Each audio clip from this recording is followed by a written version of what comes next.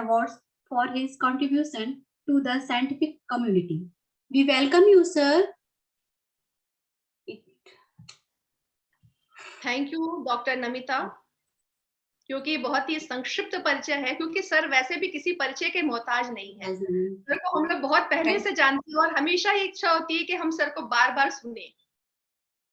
तो sir, over to you sir. Manmohan Krishna sir. Thank you very much Annapurna ji. प्रणाम sir. First of all we must say something about Dr. Shashikant Dikshit ji, जो आपके manager हैं. He has been very kind enough, because at least I have spoken for 4 or 5 times and he has always been listening to us. Very few managers are there who are very much interested in academic activities of a college. As far as Rachna Dubey ji is concerned, I know she is very good at it. Thank you very much. She is very good at it. Rachna Dubey ji को भी बहुत बहुत धन्यवाद, because she knows me in more ways than one, but she has always been very curious about things. Before speaking, I must be very clear. बोलने से पहले बहुत स्पष्ट कर देता हूं, इन लोगों ने जितनी तारीफ की है उसके बिल्कुल 1% के लायक भी मैं नहीं हूं. सेकेंडली, दूसरी बात भी मैं कह देता हूं, all the speakers were speaking English, but I know we have to be bilingual. हम लोगों को दो भाषी होना पड़ेगा. The reason is very obvious. बहुत सारे बच्चे बनारस या ईस्टर्न यूपी के अंग्रेजी भाषा में पारंगत नहीं होते. they can understand a bit but not fully, and we certainly use certain terms. Economics, मैं कई बार इस बात को कह चुका हूं कि हर विज्ञान का जो विशेषज्ञ होता है वो कुछ अपनी भाषा बोलता है. तो हम लोग भी बहुत सारे शब्द बोलते हैं, gross domestic product, gross domestic saving, revenue deficit. Many of the students don't understand this because they do not have economics as a subject. और economics as a subject में भी public finance हम लोग बहुत कम बच्चों को पढ़ाते हैं, पोस्ट ग्रेजुएट क्लासेस पढ़ाते हैं. तो I'll be speaking like that.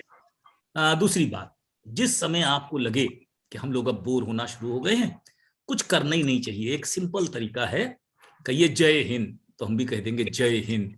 सीधा तरीका इसलिए मैं कह रहा हूं क्योंकि कभी कभी लेक्चर बड़े हो जाते हैं और जितना बड़ा होता जाता है it becomes very boring, right. तो आज का जो मैं टॉपिक शुरू कर रहा हूं, वैसे तो प्रेजेंटेशन भी है, अन्नपूर्णा जी उसे शो भी कर सकती हैं शायद इसके साथ, या कहिए तो मैं शो करूं, व्हाटएवर इट इज. तो उस टॉपिक का नाम मैंने क्या रखा, आप चाहें तो प्रेजेंट करना शुरू कर दीजिए. मैं आप चाहेंगे तो आपकी स्क्रीन में भी हो जाएगा. You are allowed sir, कर सकते हैं. नहीं, I am allowed, लेकिन आप कर दें, कोई दिक्कत नहीं है. I don't have शेयर कर देती, कोई इशू. आप कर दीजिएगा, क्योंकि मैं जब तक टॉपिक के बारे में बात करता हूं तब तक आप इसको नोट कर लीजिए. जी. तो दीक्षित जी, मैंने आज का जो टॉपिक रखा है, मैं आपको इसलिए खास तौर पर संबोधित कर रहा हूं because so such persons must try to understand. मैंने टॉपिक रखा है budget without romance. Thank you. जी, मैंने टॉपिक ही ऐसा रखा है. अट्रैक्टिव टॉपिक रखने से लोग थोड़ा आकर्षित भी होते हैं, ये दूसरा कारण है, लेकिन मैंने इसको किसी दूसरी वजह से रखा है. जो रोमांस शब्द है, इसका मतलब कुछ और भी होता है. एक केवल वैसा रोमांस नहीं होता. एक शब्द है अंग्रेजी में रोमांटिसिज्म, एक पूरा बड़ा विशेषज्ञ शब्द है. मैं इसको क्यों बताने की कोशिश कर रहा हूं. भारत नहीं, पूरी दुनिया में अब हम लोग एक नई प्रकार की इकोनॉमिक्स पढ़ रहे हैं, इकोनॉमिक्स ऑफ पब्लिक चॉइस. ये जो इकोनॉमिक्स ऑफ पब्लिक चॉइस है, इसमें बहुत बड़े बड़े लेखक हैं और ये लोग एक नई चीज कहने लगे हैं. और वो क्या कहते हैं उसको मैं समझाना चाहता हूं, वहीं से बजट पे आऊंगा. वो कहते हैं पॉलिटिक्स विदाउट रोमांस. असल में हम लोगों ने सरकार को एक तंत्र मान लिया है, एब्स्ट्रैक्ट चीज है. सरकार ने ये किया, सरकार ने वो किया, सरकार हमारे फायदे का काम करती है. ये हम इसके बारे में कुछ बात नहीं कहना चाहते, लेकिन हम ये कहना चाहते हैं कि सरकार के जो 3 भाग होते हैं, देयर आर 3 पार्ट्स. एक भाग आप जानते हैं पार्लियामेंट होता है, जहां पर सारे नियम कानून बनाए जाते हैं, पार्लियामेंटेरियंस या एमएलए एमएलसीज जो विधानसभा में होते हैं. दूसरा पार्ट होते हैं ब्यूरोक्रेट्स, जो इन नियमों को, नीतियों को लागू करते हैं. और फिर इनकी गलतियों को पकड़ने के लिए जुडिशरी. इन तीनों को मिलाकर हम सरकार कहते हैं. सबसे पहले हम अगर पहले पार्ट से ही शुरू कर दें, यानी पॉलिटिशियन से ही शुरू कर दें, तो एक बड़ी मजेदार चीज है. भारत नहीं, भारत में तो खैर आप अभी समझ ही जाएंगे. जो आदमी आता है राजनीति में इतनी अच्छी और शानदार बातें करता है कि मैं तो देश सेवा के लिए आया हूं, मेरा तो एक ही उद्देश्य है, इस देश का कल्याण हो जाए, गरीबों का कल्याण हो जाए, पिछड़ों का कल्याण हो जाए, मैं ये कर दूंगा, ये कर दूंगा, मुझे कुछ चाहिए भी नहीं, मैं तो देश की सेवा करने के लिए आया हूं, तो भाई मुझे क्या चाहिए, मैं तो सिर्फ आपकी मदद करने के लिए आया हूं। अर्थशास्त्री मानते हैं कि ये एक रोमांस है, ये एक प्रकार से वो आपको बतलाते हैं, लेकिन ऐसा होता नहीं है। एक इलेक्शन के बाद एक पॉलिटिशियन अपने परिवार के लिए 7-8 पीढ़ियों के लिए अच्छा खासा धन जमा कर लेता है, आया भले किसी काम के लिए हो, 18 घंटे काम करता हो, 16 घंटे काम करता हो, मैं नहीं जानता, लेकिन 5 साल के बाद या 10 साल के बाद उसके पास जो पैसा हो जाता है, अगर आप पिछले दिनों में देख रहे होंगे तो पॉलिटिशियंस के पास कितना कितना पैसा है या ब्यूरोक्रेट्स के पास कितना कितना पैसा है, एक बात सिद्ध होती है, पॉलिटिक्स जो है, कोई आदमी केवल दूसरों की भलाई के लिए नहीं आता। शायद इक्का दुक्का ऐसे लोग हों तो मैं उनके बारे में कुछ कहना नहीं चाहूंगा। 98% of the politicians and bureaucrats अपने के लिए आते हैं, और इकोनॉमिक्स में हम इसे कहते हैं रैशनल चॉइस। सबसे पहले मैं, फिर मेरा परिवार, फिर मेरे रिश्तेदार, फिर मेरे दोस्त, फिर मेरा समाज, और अंत में तो देश है ही। तो जो पहले मेरा देश कहते हैं वो एक रोमांटिक कंसेप्ट है कि मैं पूरी बस केवल आपकी सेवा करूंगा और देखिए जान लगा दूंगा, पता नहीं कितनी कितनी जान लगा देंगे, वो हमको विश्वास नहीं होता। हम इसलिए कहना चाहते हैं कि पूरे हिंदुस्तान में नहीं, पूरे विश्व में अधिकांश देशों में ऐसा ही पाया गया है कि पॉलिटिशियंस क्या क्या करते हैं, वो चाहे चीन हो चाहे जापान हो, हर जगह के प्रधानमंत्री जापान के जो थे वो जेल में हैं क्योंकि उन्होंने छोटी मोटी पैसा कमा लिया था। छोटा मोटा का मतलब है लगभग $3000 मिलियन कमा लिया था। तो ऐसे तो कमाने वालों की संख्या, फिर बहुत सारे पॉलिटिशियंस जब जाते हैं तो इलेक्ट होते हैं तो उनके ऊपर 40-50 मुकदमे होते हैं, धीरे धीरे वो मुकदमे भी कम हो जाते हैं, उसका भी लाभ उनको मिलता है।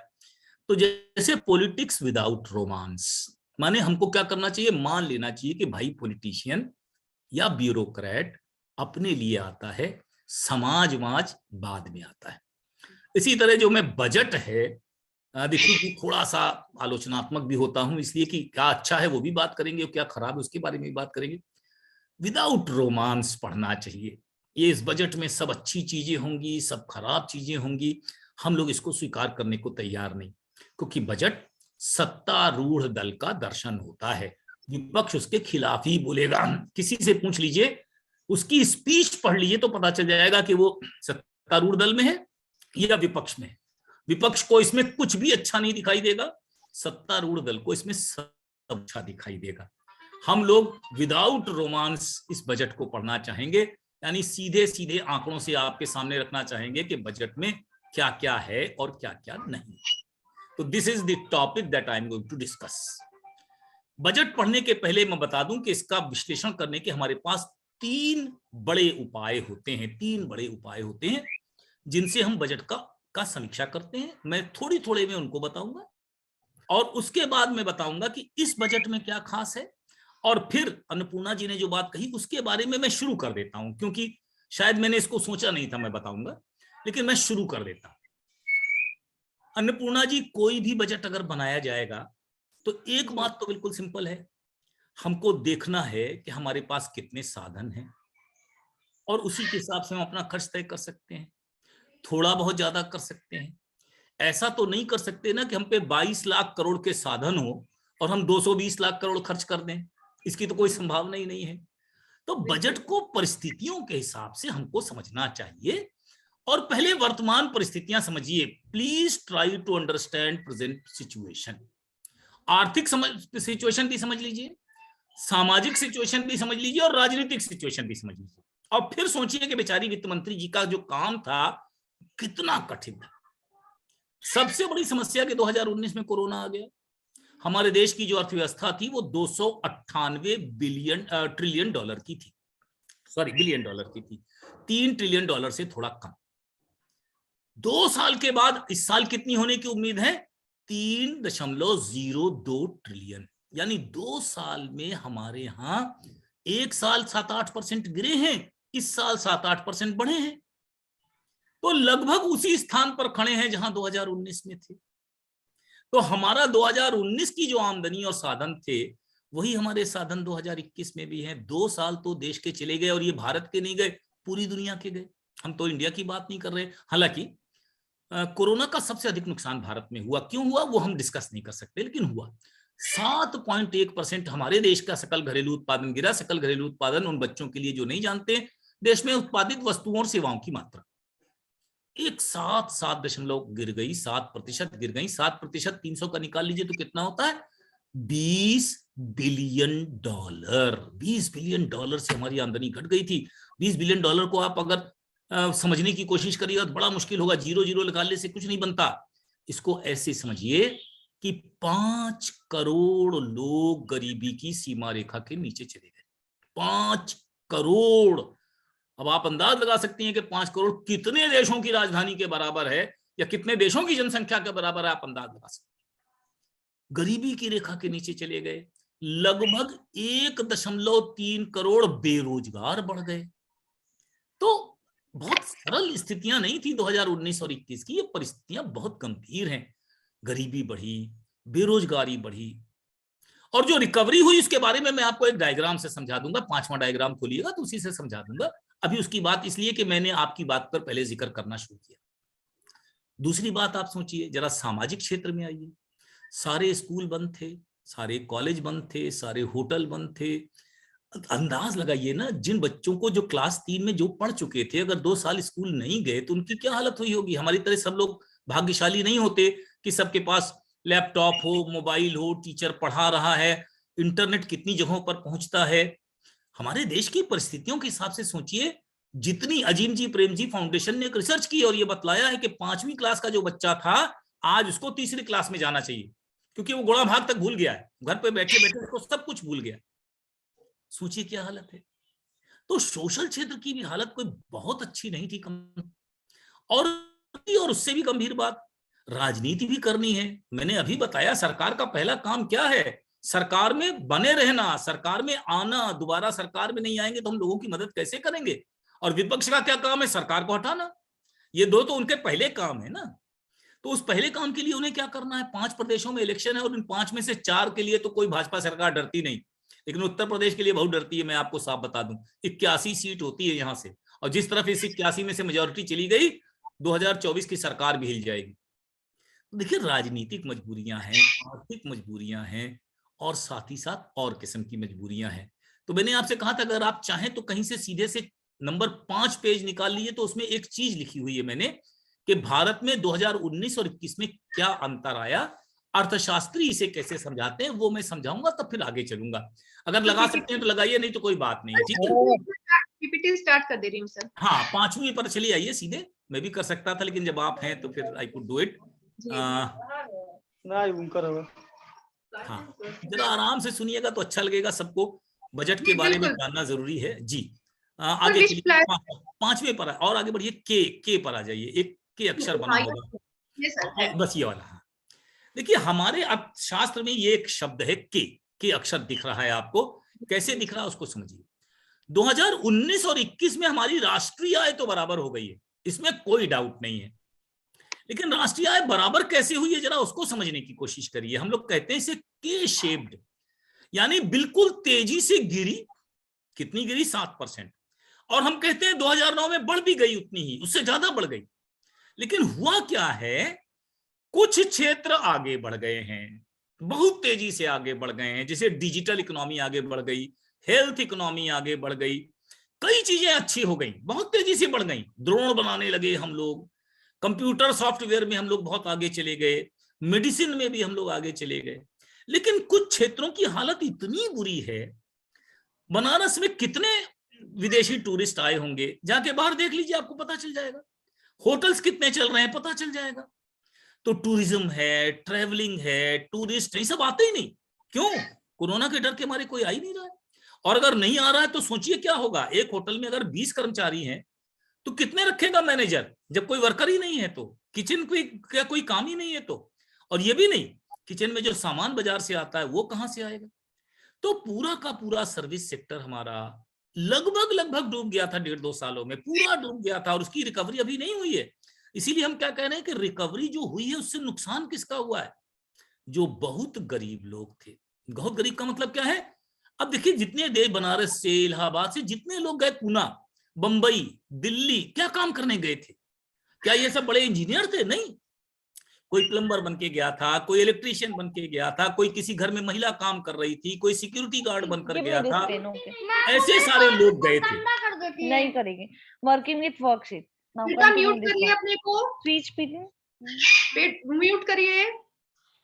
कोई बात नहीं, बच्चे हैं, कहीं ना कहीं होता रहता है।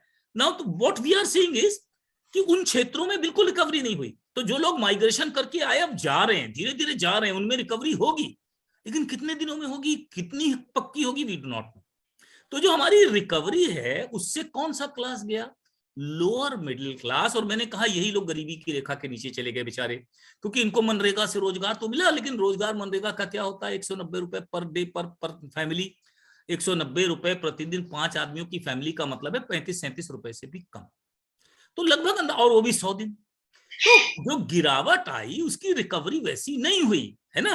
तो हमारे अर्थव्यवस्था की स्थिति बड़ी खराब थी, पहले तो इसको मान लिया जाए। सामाजिक स्थितियां खराब थी, ये भी मान लिया जाए। और बहुत सिंपल सी बात है कि राजनीतिक परिस्थितियां भी बजट बनाती हैं। ये मैंने सिर्फ इसलिए आपको बताया क्योंकि अन्नपूर्णा जी ने ये कहा कि हमारे को क्या करना चाहिए था। अब जरा आइए अगले वाले उस पर टॉपिक पर आइए कि कैसे बजट को पढ़ें और समझें। जरा सा आगे बढ़ा दीजिए तो अपने आप आपको एक, इसके आगे वाला, हाँ, और आगे चलिए जरा सा, एक ये बना हुआ, हाँ, मैं ये दिखाना चाहता था। जरा इस टेबल को देख लीजिए, और इस टेबल को देखने में कुछ बड़ी बढ़िया चीजें आपको अपने आप दिखाई देने लगेंगी। इसमें लिखा है कि हमारी कितनी आमदनी और कितना खर्च है। देखने में क्या दिखाई दे रहा है? हर साल पहले 2 टॉपिक आप दिखाइए आमदनी और खर्चे का, तो 0 का अंतर दिखाई दे रहा है। यानी हमने जितना कमाया उतना खर्च किया। इससे अच्छी तो कोई चीज हो ही नहीं सकती। लेकिन असलियत ये नहीं है। बस इसी को बजट समझाने के लिए मैं आपको समझाना चाहता हूं, ये असलियत नहीं है। असलियत क्यों नहीं है? जरा तीनों कॉलम के नीचे वाले हिस्से देखिए। हमने 3 आंकड़े क्यों दिखाए हैं? क्योंकि 2020-21 के वास्तविक आंकड़े हमारे पास हैं, 21-22 के वास्तविक आंकड़े नहीं हैं, और 22-23 तो अभी आया ही नहीं। 21-22 के क्यों नहीं है? क्योंकि अभी फरवरी का महीना चल रहा है और फाइनेंशियल ईयर, वित्त वर्ष खत्म होता है मार्च में। जरा ध्यान से देखिए और कम से कम नंबर 4 पर चले आइए। लिखा हुआ है कि हमारा जो घाटा है वो है 18,18,000 करोड़। घाटे का क्या मतलब है? सीधा है कि जितना हम व्यय कर रहे थे उससे हमारी आय कितनी कम थी? 18,18,000 करोड़। यानी अगर हम 35 लाख खर्च कर रहे थे, 35 लाख करोड़, तो हमारा जो है 35 लाख करोड़ आमदनी नहीं थी।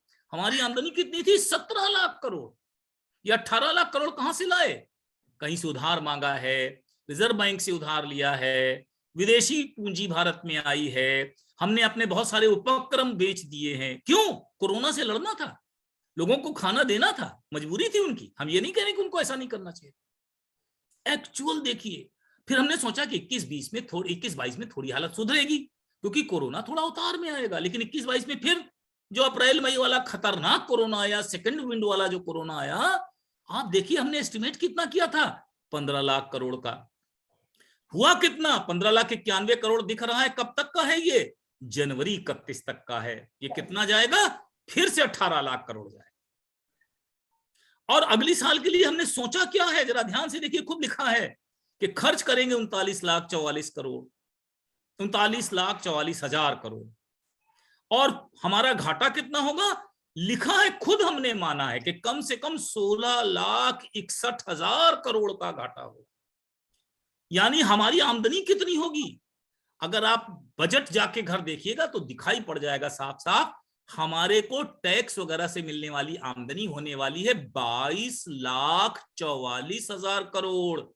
और हम कितना खर्च प्लान किए बैठे हैं? 39,44,000 करोड़। यानी लगभग 16 लाख 17 लाख करोड़ इस वर्ष भी घाटा। तो घाटे का मतलब आप समझ रहे हैं ना कि ये पैसा सरकार को कहीं से तो लाना पड़ेगा ना। अगर आपने किसी से तनख्वाह ली है, काम कराया, तो तनख्वाह देंगे ना। तो अगर आप 39,44,000 करोड़ खर्च करना चाहते हैं और आपकी आमदनी केवल 22 लाख करोड़ है या 22,50,000 करोड़ है, तो 17 लाख करोड़ रुपया लाएंगे कहां से? ये जो 16,61,000 दिख रहा है, इसको इसी को मान लीजिए। तो 16,61,000 करोड़ रुपया लाएंगे कहां से? सोचिए वित्त मंत्री की क्या स्थिति होती होगी। आमदनी 22 लाख करोड़, खर्चा 39,44,000 करोड़ करने की योजना। क्यों? क्योंकि देश के किसी भी क्षेत्र को छोड़ना भी नहीं है, सबको लेना भी है, सबके बारे में सोचना भी है। सोचिए जरा कि बेचारी वित्त मंत्री की क्या परिस्थितियां होती होंगी। हम लोग तो सोचते हैं कि बजट बड़ा आसान चीज है और हमको नहीं मिला, इनको नहीं मिला। अन्नपूर्णा दीक्षित जी ने पूछा या पहले कह दिया कि रोजगार के लिए इसमें क्या है, मध्य वर्ग के लिए इसमें क्या है, एमएसएमई के वर्ग के लिए क्या है। सबको चाहिए, पैसा कहां से आएगा?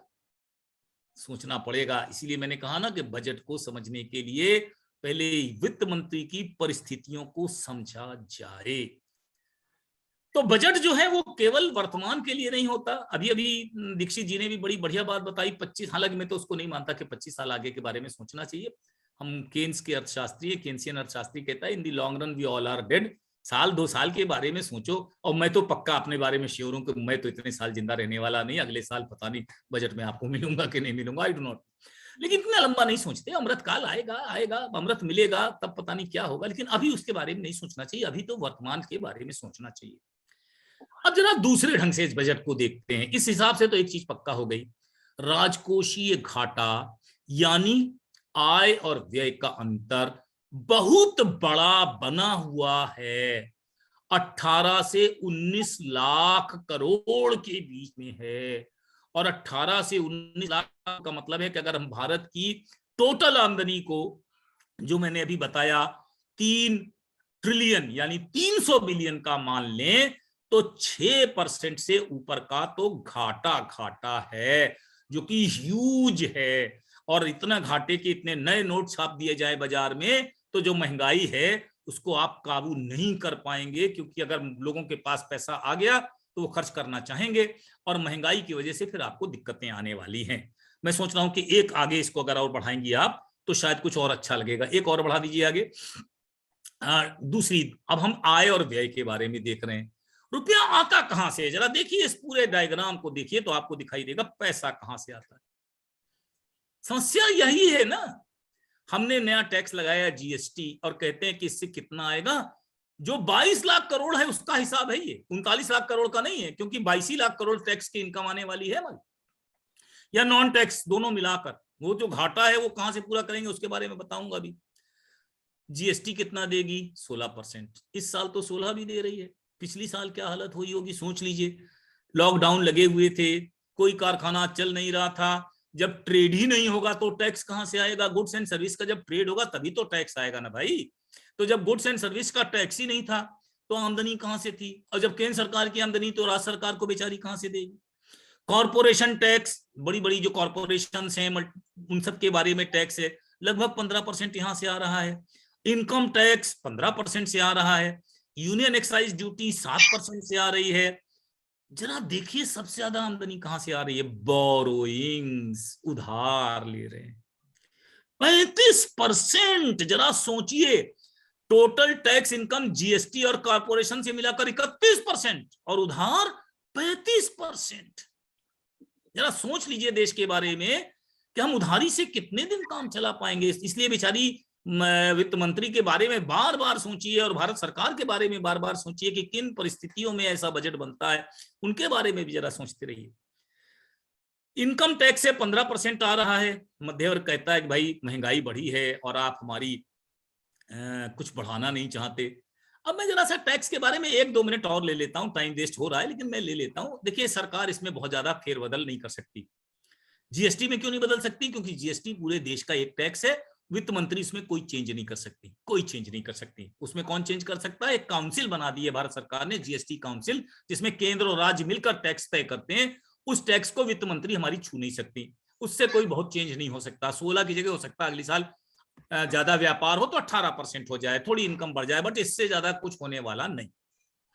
अब आ जाइए इनकम टैक्स पर। इनकम टैक्स तो जब लोगों की इनकम बढ़ेगी तो टैक्स तो बढ़ना ही चाहिए, और इनकम्स बढ़ी हैं, लेकिन समस्या दूसरी है। अब इसमें मैं वित्त मंत्री से हो सकता है शायद उतना ज्यादा वो ना करूं, इनकम किसकी बढ़ी है, ये बड़ा अनफॉर्चुनेट पार्ट है। भारत का जो टॉप 5% है, जिसमें मैं आता हूं, मैं अपने आप को शामिल करता हूं, क्योंकि मेरी आमदनी जो है लगभग 25 लाख रुपए है सालाना। ये वर्ग है जिसकी आमदनी 35 से 40% बढ़ी है। टोटल देश के उत्पादन में, आमदनी में इसका हिस्सा कितना है? 55%, यानी 5% बनाम 55%, और बाकी 95% कितने पर है? 45% पर है। इस पर बहुत इनकम बढ़ी। और मैं तो 20-25 लाख पर अपनी बात कर रहा हूं। भारत में ऐसे लोग हैं जिनकी एक साल में 1000 करोड़ से ज्यादा इनकम बढ़ती है। ऐसे लोग हैं जिनको 1 करोड़ प्रतिदिन से ज्यादा की आमदनी बढ़ती है। मध्यम वर्ग के बारे में रोना छोड़िए, लेकिन ऐसे लोगों पर कुछ टैक्स लगाया जा सकता था, ऐसा मेरा अपना विचार है। सुपर रिच के नाम से कुछ टैक्स लगा देते, हो सकता है कि ये 15 की जगह थोड़ा बढ़ जाता, थोड़ी आमदनी बढ़ जाती, लेकिन कोई बहुत ज्यादा नहीं, क्योंकि ऐसे लोगों की संख्या बहुत कम है। अगर हम भारत में देखें तो 1 करोड़ प्रतिवर्ष से ज्यादा कमाने वालों की संख्या 28 लाख है। बाकी तो 137 करोड़ लोगों में 28 लाख की संख्या कितनी है आप अंदाज लगा सकते हैं। तो बहुत तो ना बढ़ता, बढ़ भी सकता था। लेकिन मध्य वर्ग जो सोच रहा है कि उसको इनकम टैक्स में छूट मिलेगी, वो भी गलत है, क्योंकि मैडम उसको भी नहीं चेंज कर सकती। क्यों नहीं कर सकती? मैडम ने एक ऑल्टरनेटिव स्कीम चलाई हुई है, और उस ऑल्टरनेटिव स्कीम में 1.5 लाख रुपए छोड़ा हुआ है टैक्स का स्टैंडर्ड डिडक्शन।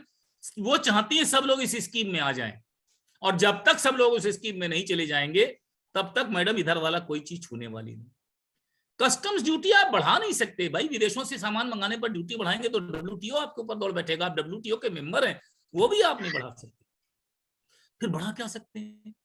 एक बताते हैं, डिसइन्वेस्टमेंट इनकम। डिसइन्वेस्टमेंट का मतलब होता है कि जो हमने अपने पुराने सामान है उनको हम प्राइवेट सेक्टर में बेच दें, या एसेट मोनेटाइजेशन 6 साल के लिए उधार दे दें। लेकिन सोचिए, केवल मैडम ने पिछली साल इसका कितना रखा था मालूम है? 1,75,000 करोड़। आज तक की तारीख में कितना मिला है मालूम है आपको? अगर आज बोलूंगा तो मिला है 27,000 करोड़। सोचा कितना था? 1,75,000 करोड़। लेकिन अगर आज से सिर्फ 4 दिन पहले चले जाइए तो मालूम है कितना इकट्ठा हुआ था? 12,000 करोड़। लक्ष्य था 1,75,000 करोड़, मिला 12,000 करोड़। अब आप कहेंगे एकदम से अचानक क्यों बढ़ गया? क्योंकि टाटा के, हमने अपनी एयर इंडिया को टाटा को बेच दिया, उसकी वजह से हमको 15,000 करोड़ और मिल गया। हम बेच ही नहीं पा रहे हैं। प्राइवेटाइजेशन के खिलाफ राजनीतिक मजबूरियां हैं। राजनीतिक कर्मचारी सरकारी कर्मचारी नहीं चाहते, वो चाहते हैं सरकारी कर्मचारी बने रहें, निजी क्षेत्र में नहीं जाना चाहते। इसलिए जब भी सरकार ने डिसइन्वेस्टमेंट का काम सोचा है, 1,75,000 करोड़ सोचते हैं तो 17,00,000 करोड़ मिल जाता है तो समझ लीजिए बहुत है। 10%, इससे ज्यादा नहीं मिलता। अब की भी मैडम ने रखा है, कितना रखा है? कि घबरा के 78,000 करोड़ रखा है। 78,000 करोड़ का भी मिलना लगभग नामुमकिन है, लगभग नामुमकिन। तो ये जो आमदनी आपको दिख रही है, ये भी शायद ही पूरी मिले। यानी हम 22 लाख 23 लाख करोड़ पा नहीं पाएंगे शायद। ये ऊपर के एस्टिमेट्स हैं। मैडम को ये भी सोचना पड़ेगा, क्योंकि सरकार की क्रेडिबिलिटी पर भी बड़ा खतरा पैदा हो जाएगा अगर वो रखे 22 लाख करोड़ मिले उससे कुछ कम। तो सरकार बहुत कायदे से अनुमान लगाती है, बड़े विशेषज्ञों के द्वारा अनुमान लगाती है। तो 22 लाख करोड़ कहां से आ रहा है? साफ साफ दिख रहा है। इसमें से 35% तो वो पैसा है जो 7 साल बाद मैं ब्याज के आपको चुकाना पड़ेगा। और कितना पेमेंट करते हैं अगला वाला जरा देख लीजिए, उसमें आपको बड़ी मजेदार चीजें दिखाई देंगी। देखिए ध्यान से, एक बढ़ा दीजिए। अब देखिए हमारा पैसा जाता कहां है। अभी इसमें भी देखिए तो सबसे बड़ा हिस्सा कौन सा है? 20% का कहां है? इंटरेस्ट पेमेंट, जो जरा सा ऑरेंज कलर में दिखाई दे रहा है। यानी जो पिछले उधार लिए हैं उनका ब्याज भुगतान 20% है। और ये 20 से बढ़कर धीरे धीरे कितने की तरफ चल रहा है? 35 की तरफ चल रहा है। ये असहनीय हो जाएगा, अनसस्टेनेबल हो जाएगा, क्योंकि ये 20% कितने का है? 30 लाख करोड़ का। क्योंकि एक्सपेंडिचर कितना है? 39 लाख करोड़। तो ये 20% किसका है? 40 लाख करोड़ का। तो 40 लाख करोड़ का मतलब है कि 15 लाख करोड़ तो ब्याज ही दे रहे। 15 लाख करोड़ ब्याज। आमदनी कितनी है? 22 लाख करोड़। बचा कितना आपके पास? सोचिए खुद। हमारी तरह के विद्यार्थी है तो आप हैं ही ना। 7 लाख करोड़ का तो कुछ पैसा ही बचा हमारे पास। अब हमें खर्च भी करना है। और इस खर्च में बहुत मजेदार चीज देखिएगा, बड़ी अब की बार कभी कभी बहुत मजेदार चीजें आती हैं, जरा पढ़ते चले जाइए। सब्सिडीज में 8%, सब्सिडी माने फूड सब्सिडी, 80 करोड़ लोगों को हम लोगों ने 12 महीने से भोजन बांटा है, 12 महीने से भोजन बांटा है ना। तो सब्सिडीज हम कितना खर्च कर रहे हैं? 8%। इसको अब की बार थोड़ा घटाया है ना, लगभग अब 7.5% आ जाएगा। इसका मतलब हमें लगता है कि अब शायद हम लोग बहुत दिनों तक ये खाना बांटने का कार्यक्रम नहीं चला पाएंगे। तो खैर छोड़ दीजिए आप। फिर आगे चलिए, स्टेट को देना ही पड़ेगा क्योंकि केंद्र सरकार का हिस्सा जीएसटी का उसका है, तो 17% वहां जाएगा ही जाएगा। स्टेट को ग्रांट देनी पड़ेगी, 10% वहां जाएगा ही जाएगा। केंद्र सरकार बहुत सारी योजनाएं चलाता है, सेंट्रली स्पॉन्सर्ड स्कीम, उसमें 15% जाएगा ही जाएगा। डिफेंस 8% है, सब्सिडी मैंने अभी आपको बता भी दिया। अदर एक्सपेंडिचर 9% है, पेंशन 4% है। अब जरा अन्नपूर्णा जी आप इसको देखिए, और इसमें कहीं सैलरी नहीं लिखा है। अब की बार आपको तनख्वाह ना मिलेगी, किसी भी कर्मचारी को तनख्वाह नहीं मिलेगी, ऐसा नहीं है, घबराइए नहीं, आपको तनख्वाह मिलेगी। ये देखिए समस्या क्या है, अगर हम एकदम से किसी चीज की कटौती दिखा दें, जैसे डिफेंस 8% लिखा है, डिफेंस पर कितना खर्च होना है? 5,75,000 करोड़, लेकिन इसमें सैलरी शामिल है।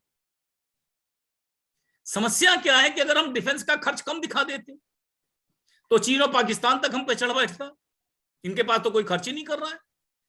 हमारी मजबूरी है, मजबूरी समझिए, हमने सैलरी जोड़ जोड़ के ये दिखाया है। क्यों दिखाया है समझिए, इसलिए दिखाया है कि हम अगर पिछले साल से बहुत सारी चीजों पर खर्च कम दिखा देते तो क्या होता। सैलरी गई कहीं नहीं, घबराइए मत। लेकिन सरकार की जो 3 समस्याएं हैं, 3 समस्याओं को समझिए।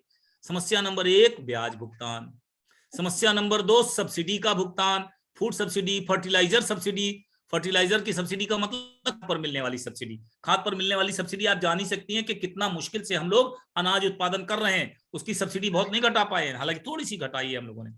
तो फूड सब्सिडी, फर्टिलाइजर सब्सिडी ये दूसरा, और सैलरी और पेंशन तीसरा। ये 3 आइटमों पर हमारी सरकार का 65% खर्च हो जाता है। इसे कमिटेड एक्सपेंडिचर कहते हैं। कमिटेड माने होना ही होना है, देना ही देना है केंद्र सरकार को। न देने का मतलब ही नहीं, तनख्वाहें नहीं देंगे कि पेंशन नहीं देंगे कि ब्याज नहीं देंगे। आपकी सरकार की क्रेडिबिलिटी एट कॉस्ट है, सोचने की बात है।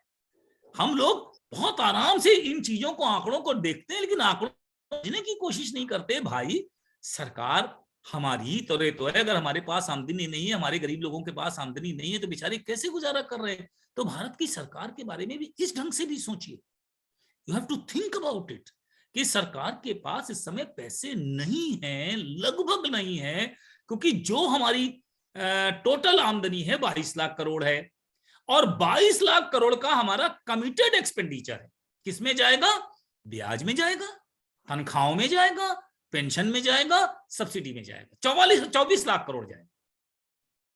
तो क्या करें? क्या मतलब सरकार फिर आगे विकास का काम बंद कर दे? कुछ तो सोचना पड़ेगा ना। इसलिए सरकार की मजबूरियों को समझा जाए और तब बजट को समझने की कोशिश की जाए। तो हमने तो आपसे सिर्फ ये बताया कि आपको पहले बजट पहले को रखिए उस स्थान पर जहां हमारी फाइनेंस मिनिस्टर हैं, और फिर उनके बजट को समझने की कोशिश कीजिए विदाउट रोमांस। जो वो बोलती हैं या जो वो बोलने को विवश हैं और जो भारत की परिस्थिति है उसके हिसाब से हमको सोचना चाहिए। और बस एक चीज का मुझे अपेक्षा रहती है सरकार से, दीक्षित जी को मैं खास तौर पर इस बात को कहना चाहूंगा, आप लोगों को भी कहना चाहूंगा, मेरी अपेक्षा इस बात की रहती है कि सरकार को ये मानना चाहिए कि हम गंभीर परिस्थितियों में है और भारत के हर नागरिक की जिम्मेदारी है कि इस गंभीर परिस्थिति में सरकार के साथ खड़ा रहे। नहीं तो इसी तरह की मजबूरी में, मैं बार बार कहता हूं ये सपने हैं जो आपको दिखाए जा रहे हैं, सपनों का सौदागर क्यों कहता हूं मैं इसे? इसलिए कहता हूं कि मजबूरी को हमको समझी नहीं आती। तो सरकार समझती है कि इनको तो मजबूरी समझ में आएगी नहीं, इसलिए वो क्या करती है कि कुछ ऐसी हवाई चीजें भी जोड़ देती है जो शायद ना जोड़ती तो उसका काम बन जाता। लेकिन मजबूरी है सरकार की, we can't think of it. उसके बारे में सोचिए कि सरकार के पास कितना पैसा है। 25 लाख करोड़ कमिटेड एक्सपेंडिचर है, यानी ब्याज का भुगतान, तनख्वाहों और पेंशन का भुगतान और सब्सिडी का भुगतान। और सरकार की आमदनी है 23 लाख करोड़, 2 लाख करोड़ इसमें भी घाटा है। ये बड़ा अफसोस की बात है कि हम लोग टैक्स नहीं बढ़ा पा रहे हैं या इनकम नहीं बढ़ा पा रहे हैं। और सोचना पड़ेगा, हर दिन इस बात का रोना भी बंद करना पड़ेगा कि भाई टैक्स हम लोगों पर छूट क्यों नहीं मिली, मध्य वर्ग को छूट क्यों नहीं मिली और ये नहीं मिला। सोचना पड़ेगा कि इस समय देश जिन परिस्थितियों से गुजरा है कोरोना से, अगर इसकी जगह उल्टा सोचिए कि अगर ये कोरोना ना आया होता तो हम 12% ऊपर होते। 12% 300 का मतलब है आज हमारी अर्थव्यवस्था कितने की होती? 3,35,000 करोड़ की होती। अगर 3,35,000 करोड़ की होती तो हमारी आमदनी कितनी होती 9% से? 28 लाख करोड़। बस फर्क ये है ना कि किन्हीं परिस्थितियों में हम लोग बड़ी परेशानी में पड़ गए हैं।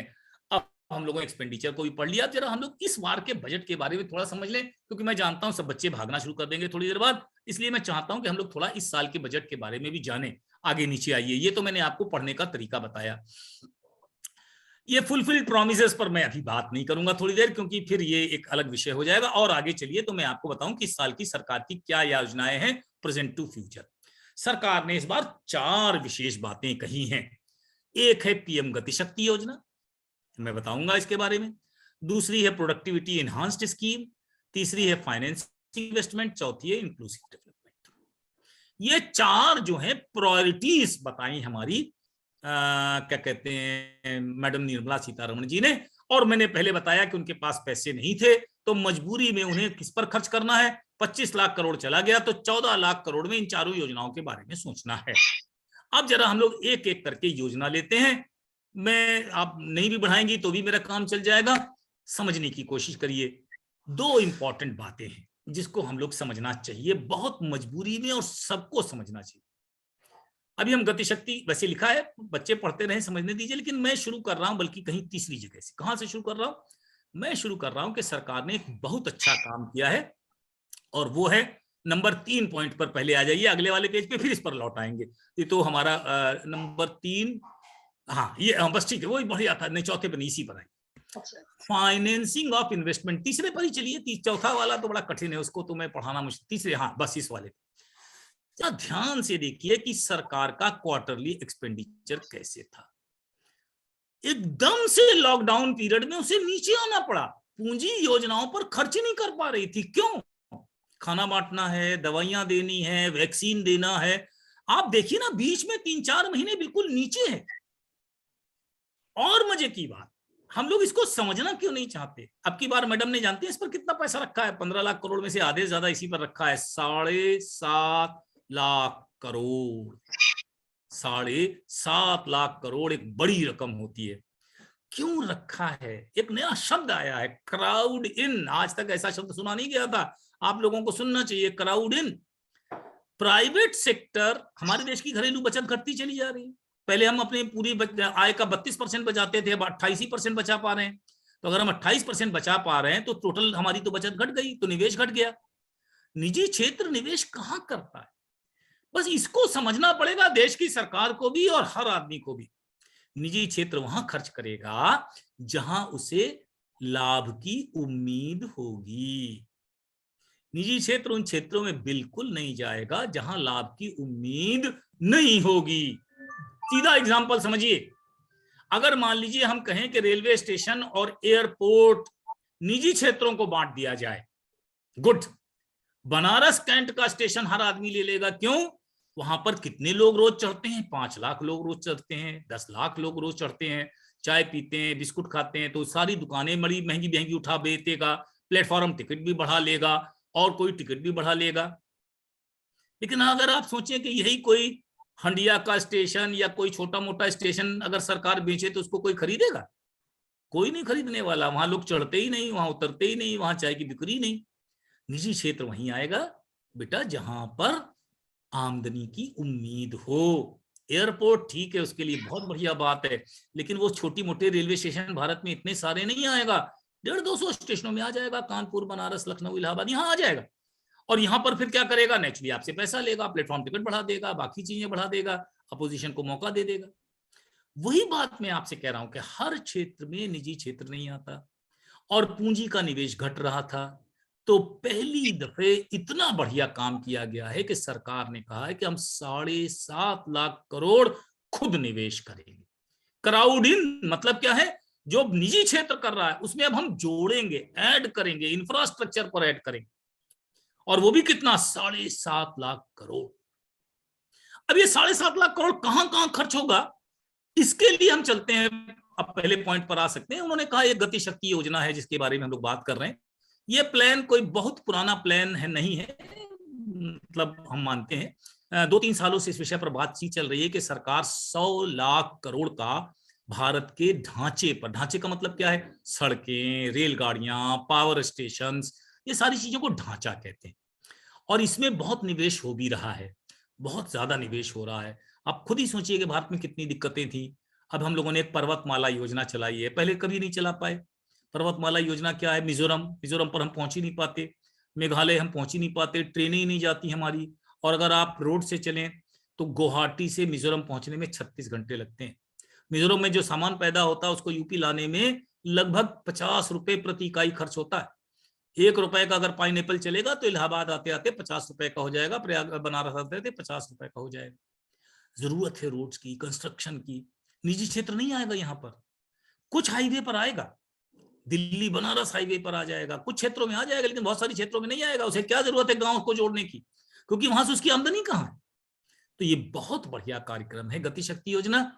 अनफॉर्चुनेटली कितना इस पर खर्च होगा ऐसा कुछ उन्होंने बताया नहीं, सिर्फ इतना बताया कि 25,000 करोड़ रुपए हम लोग 25,000 किलोमीटर की हम सड़कें और बनाएंगे। और उन्होंने एक और चीज बताई कि 400 वंदे भारत और चलाएंगे। लेकिन बाकी शिपिंग में क्या होगा, लॉजिस्टिक्स में क्या होगा, इसके अलग डिटेल नहीं दिए गए। 2-2.5 साल से इस योजना के बारे में बातचीत चल रही है कि 100 लाख करोड़ भारत सरकार को लगाना है 5 सालों में, लेकिन मजबूरी सरकार की है। आप देख ही रही हैं कि टोटल आमदनी नहीं है तो 100 लाख करोड़ लगाएगा कहां से। उसने ये सोचा था कि केंद्र लगाएगा 39%, राज्य लगाएंगे 40% और प्राइवेट सेक्टर आएगा 20%। बिल्कुल ठीक सोचा है, प्राइवेट वहीं आएगा जहां लाभ होगा। राज्य और केंद्र को मिलकर ही इस योजना को चलाना है। तो 7.5 लाख करोड़ में से हम लोगों को लगता है कि 5 लाख करोड़ तो केंद्र सरकार गति शक्ति योजना में लगा देगी और कम से कम 12-13 लाख राज्य सरकारें लगाएंगी, क्योंकि दोनों को इससे लाभ होने वाला है। जब तक हमारे देश का ढांचा नहीं बदलेगा तब तक आगे नहीं। तो बहुत सारे लोगों ने कहा ग्रोथ ओरिएंटेड बजट, मैं भी मान सकता हूं कि इसमें, क्योंकि पहली दफे एक नए प्रकार से इसका विश्लेषण किया गया। लेकिन अनफॉर्चुनेट मैं बार बार यही कहता हूं कि समस्या सिर्फ ये है कि क्लैरिटी क्यों नहीं है, अस्पष्टता क्यों है। रचना दुबे जी ने अभी कहा थोड़ी देर पहले कि मेरी समझ नहीं आया। समझ आने की बात नहीं, असल में बजट भाषण में बहुत सारी चीजों की डिटेल्स नहीं है। अब की बात, हालांकि उनका 90 मिनट का भाषण था, लेकिन डिटेल्स नहीं है। गति शक्ति योजना में इस साल कितनी योजनाएं चालू होंगी, कितना रुपया इन पर रखा जाएगा, इसकी अभी पूरी प्लानिंग नहीं आई। अगर पूरी प्लानिंग आ जाती तो इकोनॉमिस्ट नहीं सबको समझ में आ जाता। वो तो कॉमर्स और मैनेजमेंट की है, तुरंत समझ जाती कि लॉजिस्टिक्स में पैसा तो जरूरी है, लेकिन सरकार ने रखा कितना है दिख नहीं रहा। जब दिख ही नहीं रहा तो समझ में नहीं आ रहा तो क्या किसमें लगेगा, क्या किसमें लगेगा। ये थोड़ा और क्लैरिटी भी आनी चाहिए थी। लेकिन बड़ी मुश्किल यही है कि टोटल हमारे पास जो पैसा है अभी उसमें बहुत डर बने हुए हैं। डर क्यों बने हुए हैं उनके बारे में भी आता हूं।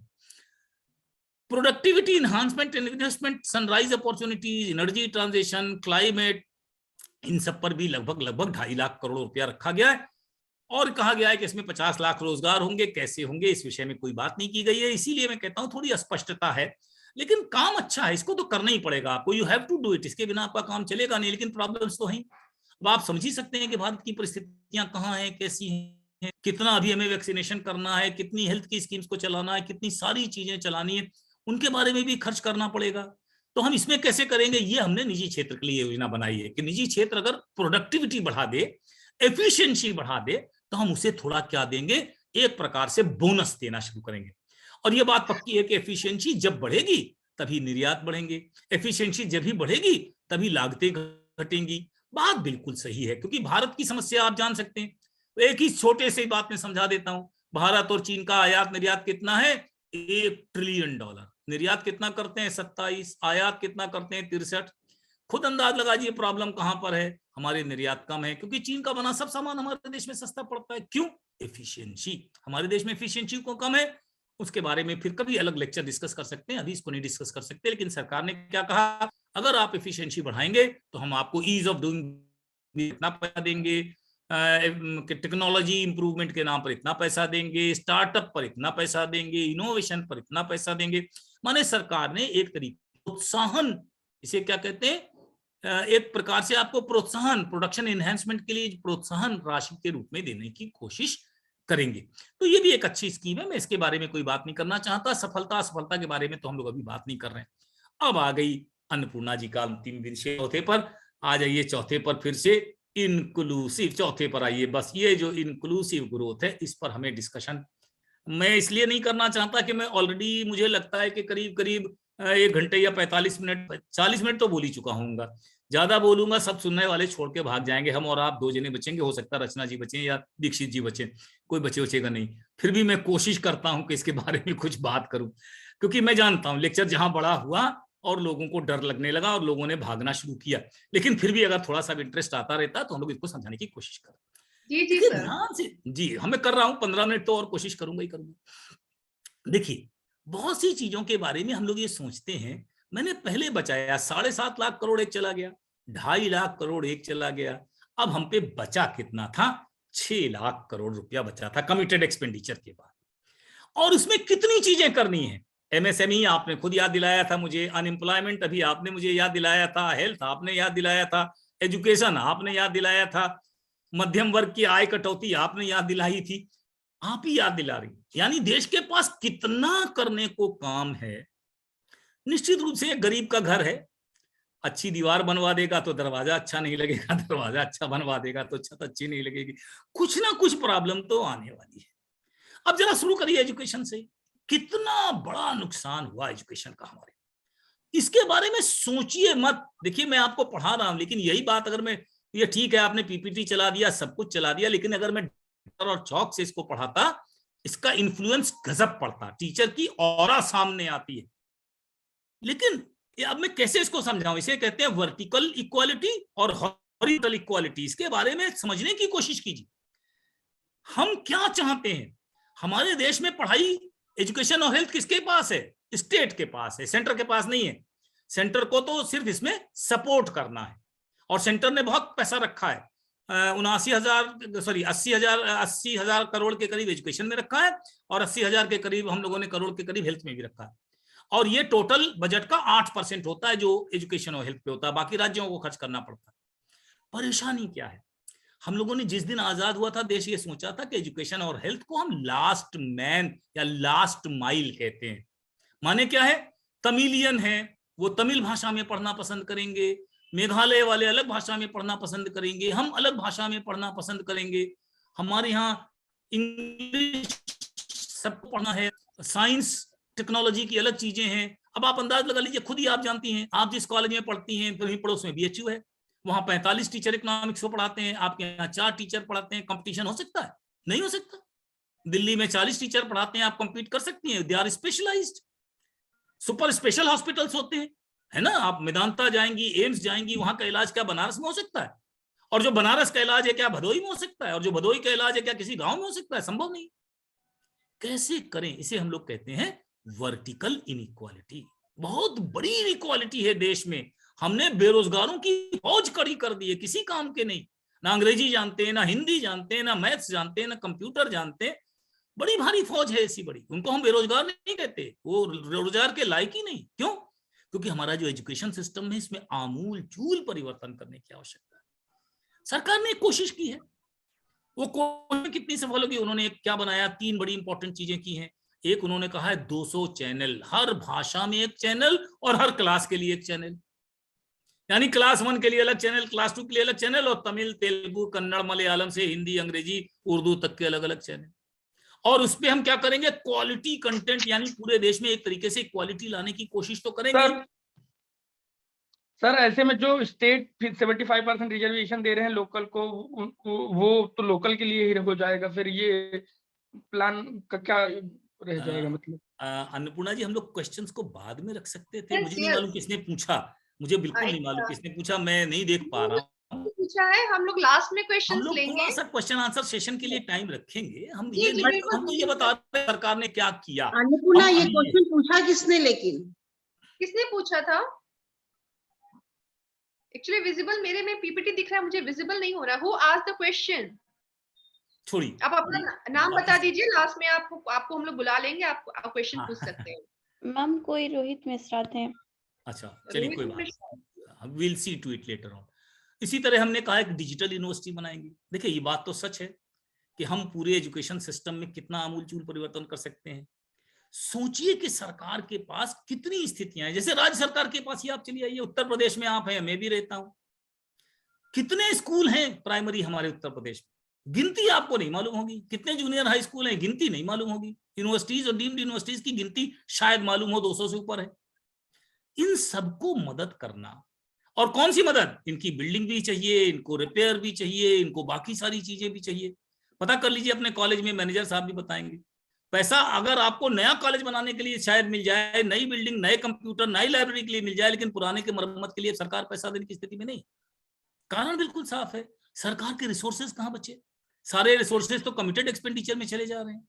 तो मुश्किल क्या है कि हमने सोचा कि भाई अगर हम ऐसे फिजिकल नहीं कर पा रहे तो कम से कम डिजिटल यूनिवर्सिटी बना दें, और उस डिजिटल यूनिवर्सिटी के माध्यम से लोगों को ट्रेन करें, उसका कंटेंट अच्छा बनाने की कोशिश करें। मुश्किल ये भी आती है कई बार कि कई हम ऐसी चीजें सोच लेते हैं जो भारत के लिए थोड़ी कठिन होती हैं, क्योंकि भारत में अभी इंटरनेट की कनेक्टिविटी या डिजिटल कनेक्टिविटी कम है। इस सरकार का मूल मंत्र डिजिटलाइजेशन है, हर चीज में डिजिटलाइजेशन की बात कर रहे हैं, डिजिटल करेंसी तक लाने की बात कर रहे हैं, एमएसपी भी डिजिटल देने की बात कर रहे हैं, डिजिटल यूनिवर्सिटी की बात कर रहे हैं, डिजिटलाइजेशन है। लेकिन ये भी एक बड़ी गंभीर समस्या है। डिजिटलाइजेशन आसान तो होगा, बहुत सारी चीजें आसान तो होंगी, लेकिन भारत में क्या ये रोजगार के संग कंपैटिबल होगा, ये भी सोचना पड़ेगा। अगर हमारे 2000 ड्रोन पूरे बनारस में जाकर पता कर लेंगे सॉयल और जाकर पहुंचा देंगे मेडिसिन वगैरह सारी चीजें, तो जो उस क्षेत्र में लगे हुए रोजगार में लोग हैं, अल्टीमेटली उतना रोजगार बढ़ेगा ड्रोन से या नहीं बढ़ेगा? एक हमारे देश की ये भी बड़ी प्रॉब्लम है कि हम इटली नहीं है, हम कनाडा नहीं है। कनाडा में ज्यादातर कृषि क्षेत्र में 1 किलोमीटर में 3 आदमी रहते हैं, भारत में 1 किलोमीटर में 378 आदमी रहते हैं। हमारे साइज ऑफ लैंड कितना है? 0.9 हेक्टेयर। उनके यहाँ साइज ऑफ लैंड कितना है? 309 हेक्टेयर से कम का तो किसान ही नहीं बनता हुआ। हम उनसे कंपेयर नहीं कर सकते, तो सरकार को यह भी सोचना पड़ेगा। लेकिन सरकार ये भी सोचती है कि अगर हम नई टेक्नोलॉजी नहीं लाएंगे तो और पिछड़ते चले जाएंगे। लेकिन नई टेक्नोलॉजी भी लाएं और उसको लेबर इंटेंसिव भी बनाएं, ये भी सोचना पड़ेगा सरकार को, इसके बारे में भी सोचना पड़ेगा। तो इसी तरह अनएम्प्लॉयमेंट की बात की, कोई एम्प्लॉयमेंट की योजना सरकार ने नई नहीं रखी। मनरेगा को एम्प्लॉयमेंट योजना बताता कौन है, मैं उससे जानना चाहता हूं। नाम है उसका, लेकिन वो क्या है? वो इनकम सपोर्ट स्कीम है, यानी आपको कहीं से पैसा मिलता है साल भरे में 20,000, कम पड़ता है तो आपको 100 दिन का अलग हम रोजगार दे देंगे, 190 रुपए के हिसाब से 19,000 और मिल जाएगा, आपकी फैमिली को सपोर्ट हो जाएगा। ये तो इस समय बड़ी महामारी आ गई थी, सब लोग भाग के चले आए थे और इसलिए हमें इस पर ज्यादा पैसा खर्च करना पड़ा। 1,07,000 करोड़ मनरेगा का बजट हो गया। लेकिन जैसे ही इकोनॉमी पिकअप करेगी इस पर खर्च तो कम होगा। लेकिन रोजगार के लिए कोई स्पेशल स्कीम बिल्कुल नहीं, ऐसी है भी नहीं, क्योंकि निश्चित रूप से सरकार इस समय कोई रोजगार गारंटी योजना ला ही नहीं सकती। उसके लिए उसको एक अलग से स्पेसिफिक बजट बनाना पड़ेगा और बजट के प्रावधान यहाँ है ही नहीं। क्योंकि मनरेगा में ऐसा अभी लगता है, आज के दिन में ऐसा लगता है कि कम से कम 25,000 करोड़ और खर्च हो जाएगा, क्योंकि अभी भी डिमांड बहुत सारे सेक्टरों में पिकअप नहीं हुई है भाई। अभी ट्रैवल है, ट्रांसपोर्ट है, बहुत सारे सेक्टरों में नहीं हुई है, बहुत सारे सेक्टरों में हो गई है, क्योंकि ट्रांसपोर्ट चलने लगा तो अब अंडे तो पंजाब से आने लगे, तो वहां जो खराब हो रहे थे बच गए। लेकिन फूलों की स्थिति अभी भी खराब है, एयर कंडीशनिंग नहीं चल रही है और सारी चीजें नहीं चल रही है, तो अभी भी स्थिति बहुत अच्छी नहीं है। पावर्टी तो मैं इसके लिए तो मेरे को बहुत ही संकोच लगता है बोलने के लिए। एक बड़ा देश जो आगे चलकर बहुत बड़ा महान बनना चाहता है, विकसित देशों में आना चाहता है, 27 करोड़ व्यक्ति गरीबी की सीमा रेखा के नीचे है। गरीबी की सीमा रेखा क्या है अंदाज लगा लीजिए, मतलब 1600 कैलोरी खाना भी अगर हम ना दे पाए, अगर हम 6 मीटर कपड़ा भी ना दे पाए, एक 10 बाई 10 का कम मकान भी ना दे पाए, इसके लिए योजनाएं बन रही। अभी मकान के लिए 48,000 करोड़ रुपया रखा गया है पक्के मकान बनाने के लिए। पिछले 5 साल से गरीबों को पक्का मकान देने की लगातार कोशिश की जा रही है, मैं ये नहीं कह रहा हूं नहीं की जा रही, लेकिन 27 करोड़ बहुत होता है। दुनिया में टोटल कितने गरीबी रेखा के नीचे लोग हैं? 52 करोड़। 27 करोड़ अकेले भारत में, ये हमारे लिए कलंक की बात है। मैंने क्यों कहा कि हमको आपको आगे आना चाहिए, हम लोगों को भी थोड़ा सा आगे बढ़ना चाहिए। जो कम से कम इसमें सक्षम है ऐसे लोगों की थोड़ी थोड़ी मदद करें। 1 करोड़ लोग अगर 1 करोड़ को ऊपर कर ले तो हम लोग बहुत ऊपर बढ़ सकते हैं। और हम लोगों में ये सदाशयता सदैव से थी। अनफॉर्चुनेटली पिछले दिनों में हम लोग एक कोई अंधी दौड़ में उपभोग के चली गए, बहुत ज्यादा है। सोचिए ना, किसी देश में 12 महीने तक 80 करोड़ लोगों को चावल और चना और या गेहूं और चना देना पड़े भूखमरी से बचाने के लिए, तो ये तो कोई बहुत अच्छी परिस्थिति नहीं है। देखिए, पावर्टी के प्रति तो हमको तो लगता है कि इसमें सरकार को थोड़ा ज्यादा ध्यान देना चाहिए। अगर हमको आगे बढ़ना है, 5 ट्रिलियन इकोनॉमी बनना है, तो भाई 2 साल बाद बन जाएंगे, 4 साल बाद बन जाएंगे, वो ठीक है, लेकिन कम से कम इस समय जो डिस्ट्रीब्यूशन है उसको थोड़ा सुधारने की जरूरत है। एमएसएमई, फिर से कह रहा हूं, मेरी एक दो चीजें कभी समझ में नहीं आती, और नहीं आती इसलिए मैं सरकार से भी कहता हूं, आप लोगों के माध्यम से भी कहता हूं, एमपीज के माध्यम से भी कहता हूं, सबसे बड़ी समस्या किसको हुई थी लॉकडाउन में? सबसे बड़ी, आप खुद सोचिए, भारत में कृषि 3.9% से बढ़ी थी, किसानों की उपज घटी नहीं थी।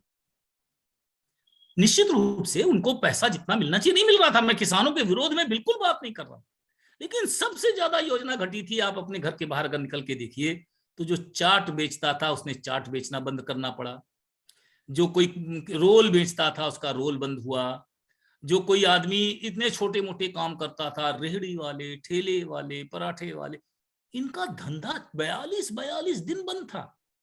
42 डेज का एक पहला, फिर दूसरा, और लॉकडाउन प्लस किसी ने खोलने का मौका लगा तो भी बाहर नहीं खाना है, ऐसा मतलब ऐसा कोरोना का भय था कि लोगों ने बाहर खाना ही बंद कर दिया था, होटल जाना आना ही बंद कर दिया था। उस पूरे सेक्टर 5 करोड़ हमारे देश में रेहड़ी वाले और ठेले वाले हैं जिनकी आमदनी 6 महीने के लिए चौपट हो गई थी। बजट में उनके लिए क्या था? 10,000 उधार ले लो। कौन बैंक ऐसे को उधार देगा? सोचिए, जिसका ठेला पता नहीं है कि नहीं, जो पता नहीं क्या है कि नहीं, जिसके पास कोई बैलेंस शीट नहीं है, उसको कैसे देंगे? हमें तो लगता है कि किसानों से ज्यादा शायद इनको अगर 6,000 रुपए दे देते तो बेचारे छोटा मोटा धंधा शायद जल्दी से शुरू कर देते, इनको दान ही दे देती सरकार, it would have been better for me. मेरे हिसाब से तो इनको पैसा मिलना ज्यादा जरूरी था। किसानों का वोट बैंक इनसे बड़ा है क्योंकि ये प्रवासी हैं, पता नहीं कहाँ कहाँ जाते हैं। भाई सरकार की राजनीतिक मजबूरियां हम लोग भी समझते हैं। अब पुणे में अगर कोई आदमी है तो वोट डालने यूपी तो आ नहीं रहा, लेकिन किसान तो यूपी में ही है, उसको पैसा देंगे तो वोट डालेगा। तो भाई वोट की भी मजबूरी होती है, रैशनल इकोनॉमिक्स ये कहती है, इसीलिए मैंने बजट विदाउट रोमांस कहा है। लेकिन मुझे लगता है कि हम लोगों को खुद सोचना चाहिए और कोशिश करनी चाहिए। मैं आपसे फिर कहता हूं कि कोशिश करनी चाहिए, हमारे युवाओं को कोशिश करनी चाहिए। ये जो Myntra.com से लेकर के फलाने.com पर जो खर्च करते हैं, पड़ोस वाले दुकानदार से भैया थोड़ा महंगा हो खरीद लीजिए, कम से कम जैसे ही उसके पास आमदनी जाएगी तो वो कपड़ा खरीदेगा, खाना खरीदेगा। देश में प्रोडक्शन बढ़ने से इनकम बढ़ेगी, रोजगार बढ़ने से इनकम बढ़ेगी। सोचो, आपकी भी जिम्मेदारी है देश के प्रति, केवल सरकार की ही जिम्मेदारी नहीं है, केवल सरकार के भरोसे नहीं बैठा जाता। You and we are also responsible. अगर हम 5 करोड़ लोग हैं ऐसे जिनके पास बहुत पैसा है, अगर हम इन लोग कुछ भी मदद करेंगे इन छोटे छोटे लोगों की, तो 5 करोड़ रेहड़ी वालों को तो हम लोग संभाल ही सकते हैं। एमएसएमई, कितनी चीजों के बारे में बताऊं, 2 लाख एमएसएमई बंद हुई हैं। 2 लाख एमएसएमई बंद होने का मतलब है 1,70,00,000 लोग बेरोजगार हुए हैं। We can't say, we are in a bad shape। सरकार को और आपको और हमको मानना चाहिए कि ये जो बजट है ऐसी चुनौतीपूर्ण परिस्थितियों में रखा गया था कि मैं आपसे इसके बारे में बताने की कोशिश नहीं कर पा रहा हूं, हिम्मत नहीं जुटा पाता हूं कई बार बजट के बारे में। तो ये जो चारों स्कीम है, स्कीम कोई खराब, मैं बार बार कहता हूं, सरकार जो सोच के बनाती है, ऐसा नहीं कि कोई भी सरकार इतनी मूर्ख नहीं होती, उसे वोट भी चाहिए, उसे लोगों का कल्याण भी करना है, नहीं करेगी तो लोग उसको भगा देंगे अगली बार। तो वो कल्याणकारी योजनाएं बनाती है, लेकिन उनकी परिस्थितियों पर भी हमको ध्यान देना चाहिए। एक और है पेज इसके आगे, चाहे तो वो भी देख लीजिए कि किस किस मिनिस्ट्री को कितना बजट दिया गया है। ये तो अनएम्प्लॉयमेंट रेट है, इसके बारे में बेकार है बात करना, क्योंकि 2022 में अनएम्प्लॉयमेंट रेट जो है 6.57 है। हमारे देश में 49 करोड़ हमारा लेबर फोर्स है, और लेबर फोर्स का करीब करीब 6.5% पाने, मैंने पहले बताया 3,70,00,000 बेरोजगार हो गए हैं, और इनके रोजगार बढ़ने की भी संभावना नहीं है। लेकिन एवरेज तक पहुंच जाए, एवरेज हमारा चलता है 3.5%। अगर एक साल में हम वहां पहुंच जाएंगे तो हमें बहुत लाभ मिलने की उम्मीद है। अगर हम किसी तरह रोजगार बढ़ा सकें, रोजगार बढ़ाने का पॉजिटिव तरीका क्या होगा सोचना पड़ेगा। उधार लेकर रोजगार बढ़ाने के लिए एमएसएमई अभी तो तैयार नहीं है। मैं इस विषय पर बोलना नहीं चाहता, लेकिन हालत यह है कि बैंकों के पास भारी नकदी पड़ी हुई है, उधार लेने कोई नहीं आ रहा है, वो सारा पैसा रिजर्व बैंक में उल्टा जमा कर रहे हैं। रिवर्स रेपो में इतना पैसा जमा किया गया है कि रिजर्व बैंक बड़ा परेशान है कि इसका क्या किया जाए। That is a very big problem. Monetary policy committee आजकल परसों बैठी हुई है, सब लोग इकोनॉमिक्स के स्टूडेंट नहीं होते हैं, इसलिए उनके बारे में भी हम लोग बात नहीं करेंगे। अंतिम पेज पे आ जाइएगा तो इसके बाद एक और पेज है, 2 पेज और हैं बल्कि, ये आपको दिख जाएगा कि किसमें कितना कितना हम लोगों ने पैसा खर्च किया है। तो आपको अंदाज लग जाएगा कि रिवाइज्ड एस्टीमेट से कई चीजों में हमारा खर्च कम कर दिया है हम लोगों ने। जैसे हम लोगों ने रूरल डेवलपमेंट पर कम खर्च कर दिया है 11%, जैसे हम लोगों ने कंज्यूमर अफेयर और पब्लिक डिस्ट्रीब्यूशन पे कम किया। मैंने आपको बताया हमें लगता नहीं कि सरकार ये सोचती है कि आगे भी 80 करोड़ लोगों को अनाज देना पड़ेगा, इसलिए उस पर भी हम लोगों ने थोड़ा सा कम करने की कोशिश की है। ट्रांसपोर्ट हाईवेज पे तो क्योंकि गति शक्तिमान योजना है बहुत खर्च किया गया है, रेलवेज पर भी बढ़ाया गया है। केमिकल एंड फर्टिलाइजर मैंने बताया, फर्टिलाइजर सब्सिडी हमने कम कर दी है, इसलिए उस पर भी बहुत ज्यादा है। कम्युनिकेशन 93% बढ़ा है, कारण भी बिल्कुल साफ है, इसमें तो कोई सोचने की बात ही नहीं है। डिजिटलाइजेशन अगर हमें पूरा करना है तो इसके बारे में तो सोचना ही पड़ेगा। जल शक्ति भी बढ़ा है, हर घर नल योजना चालू करेंगे तो वो भी बढ़ेगा ही बढ़ेगा। लेकिन टोटल देखें तो पिछली साल से कितना बढ़ा है, 4.6%। इन्फ्लेशन कितना बढ़ा है, 5%। तो टोटल देखें तो पहले से कम है, क्योंकि अगर 6% इन्फ्लेशन है और 4.8% नॉमिनल खर्चा बढ़ा, माने हमने 100 का आपको 5 रुपया ब्याज दिया और सब चीजें 6 रुपया महंगी कर दी, तो आपकी टोटल आमदनी 100 की जगह कितनी हो गई, 99। तो सरकार की मजबूरियों को समझते हुए इसके बारे में छोड़ दिया जाए। कुछ और बातें कही हैं, एक पेज और है, लेकिन मैं सोचता हूं उसको मैं, हाँ ये ऐसे इशू हैं जिनके बारे में बात की गई है, digital banking, e passport, digital currency, 5G spectrum. मुझे लगता है कि मुझे रोकना इसलिए चाहिए क्योंकि मुझे लगभग 1.25 घंटे बोलते हुआ हो रहा है, या 1 घंटे बोलते हुए, और अब लोगों को थोड़ा बोलने का मौका दिया जाए और उनकी भी भड़ास निकले, उनके दिल के अंदर का भी तेजाब निकलेगा तो ज्यादा अच्छा रहेगा। स्टिल आई एम हियर, मैं अभी आपके संग हूँ।